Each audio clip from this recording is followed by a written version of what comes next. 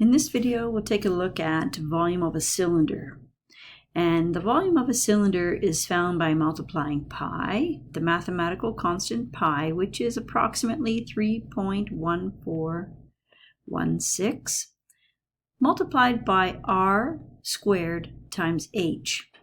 And so when you're using these values, r represents the radius of the circular end of the cylinder, and pi can be used as 3.1416, or if you have a calculator with a pi button, you can use that as well. That's more accurate. And then h is the height of the cylinder when it's viewed with the circular surface as the base. And again, all measurements must be in the same unit. So here is my cylinder. Think of something like a soup can, okay? It has a circular top and a circular base, and they are identical, and the one sits directly above the other. So if sun was directly over top, the shadow would be identical, right? So the circular ends are identical. The radius is the radius of the circular base, and the height is the length of the vertical side. So let's see. Let's do an example. Find the volume of a cylinder with radius 12 feet and a height of 30 feet. And draw and label a diagram to go with this.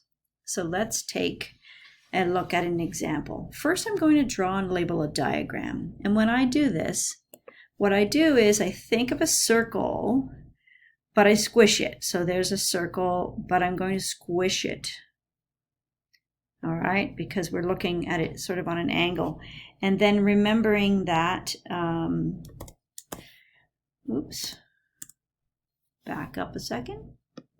Remembering that the top is also an identical shape. So let's put it directly over. And then we just need to connect the sides. So from one side to here, and I see that looks a bit over a bit. So let's just move our top just to the right a little bit. And then I can straighten up my side. Being a little particular here. Okay. And then we'll draw the other side. Okay. So a few key things about this cylinder. The vertical distance between the top and the bottom remains constant, and that is equal to its height. Right there and there. And then the radius is from center to the outside of the circle. At any point, I usually draw on that side. Okay. So there's our cylinder. This one has a radius of 12 feet and a height of 30 feet. It's very large. Let's find the volume, and this is going to be, since they're both in feet, it will be in cubic feet. So volume is equal to pi r squared h. So we'll multiply pi times the radius squared, so 12 feet, and that gets squared, multiplied by 30 feet. Now, this power on the outside of the brackets, you might notice that I bracketed the 12 feet because I'm going to square it. The power 2 is on the numerical part, so we need to do 12 times 12, and the feet part, so this will come out in feet squared. Watch what happens. Pi multiplied by 144 square feet multiplied by 30 feet. So we are multiplying square feet by feet, which is where the cubic feet come from. All right. So now I'm just going to get the calculator. And I'm going to do pi times 144 times 30. Going to be quite large. And Let's just round this to the nearest whole number. So if you notice, after the decimal, it says 0.68 or even the 0.6. So 6 is going to round this 1 up to a 2. So it's 13,572. 13,572 cubic feet. All right, and in fact, so I did the 144 in my head when I squared the 12, but let's just do it again. So we'll do pi times 12 squared times 30. 13,572 cubic feet. All right, I'm going to give you another one to practice before we finish up the video. All right, so for your second practice, find the volume of a cylinder with radius 4 feet 3 inches and height 10 feet 9 inches. Draw and label a diagram. So pause the video and give this one a try. Remember that the volume formula is volume equals pi r squared h. Okay.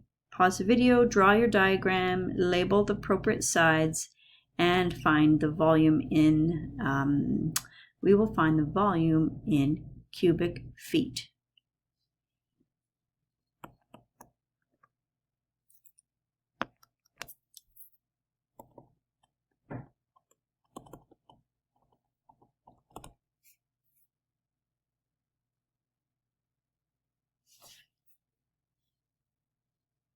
All right, so my circular base, I'm going to just make that a bit smaller. There it is.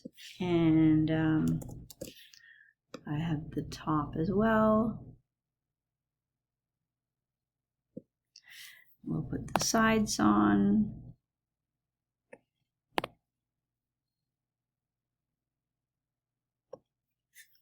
Move it over.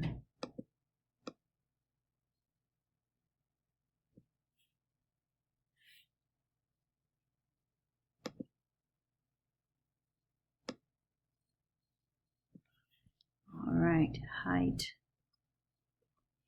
10 feet 9 inches or 10.75 feet. Radius is 4 feet 3 inches or 4.25 feet. All right, volume is equal to pi multiplied by 4.25 feet. We need to square that, multiply by 10.75 feet. Let's get the calculator. Pi multiplied by 4.25 squared times 10.75 equals, oops, what happened there? Pi times 4.25 squared times 10.75 equals, and as a decimal, 610. Okay, 610 cubic feet. Okay, so here are some homework suggestions. I've got specific numbers here in this case, 1, 2, 3, 5, 6, 7, and 13 if you feel like challenging yourself. On some of these, you'll need the relationship between cubic feet and a cubic yard. And I have just a little description of how we calculate that relationship of a cubic yard to 27 cubic feet. And you can see here, if I have a cube that's 1 yard on each side, 1 by 1 by 1, that is equivalent to 3 feet by 3 feet by 3 feet. Calculating the volume, then 1 yard by 1 yard by 1 yard is 1 cubic yard. If I did it in feet, it's 3 feet times 3 feet times 3 feet, which is 27 cubic feet. Okay, thanks for watching. Bye for now.